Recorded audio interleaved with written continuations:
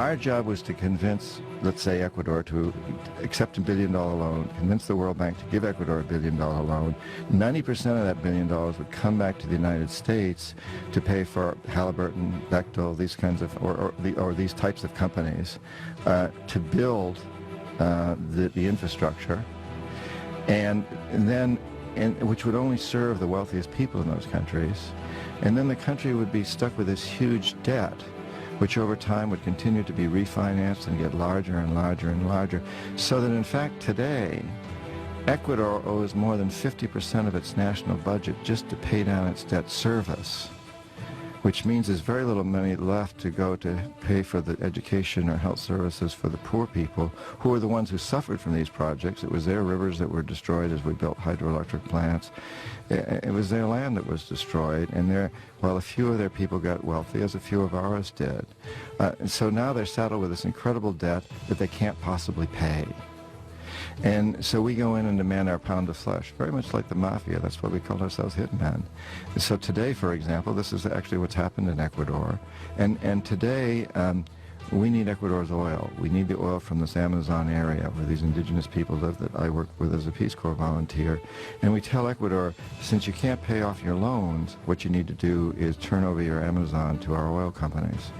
And that's what they're doing. And the indigenous people there, the ones I work with now, have basically declared war. They said, we're not allowing these oil companies to come in. We're going to fight to the very last man if we have to. It's a terrible situation, and what it is all about is building empire.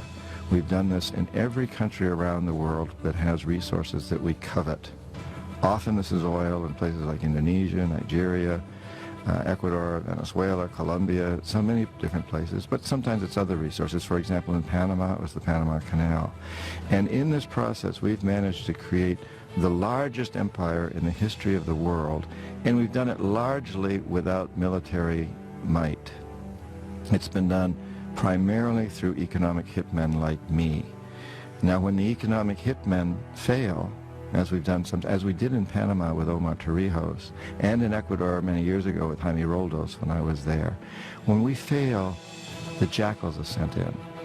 And these are CIA-sanctioned troublemakers. They will try to foment coups in a country. They'll try to overthrow the president. If they fail, if they're not able to do that, then they'll assassinate him. And Jaime Roldos of Panama, who was not overthrown, well, he was assassinated. And Omar Torrijos, Jaime Roldos of Ecuador, Omar Torrijos of Panama, the same thing happened. We economic hitmen failed, the jackals went in and assassinated these presidents. It happened with Allende in Chile, Arbenz in Guatemala, and it's part of what Vietnam was about. And when the jackals fail and the economic hitmen both fail, as in Iraq, the final step is for us to send in our young men and women to die and to kill. And that's what we're doing in Iraq today.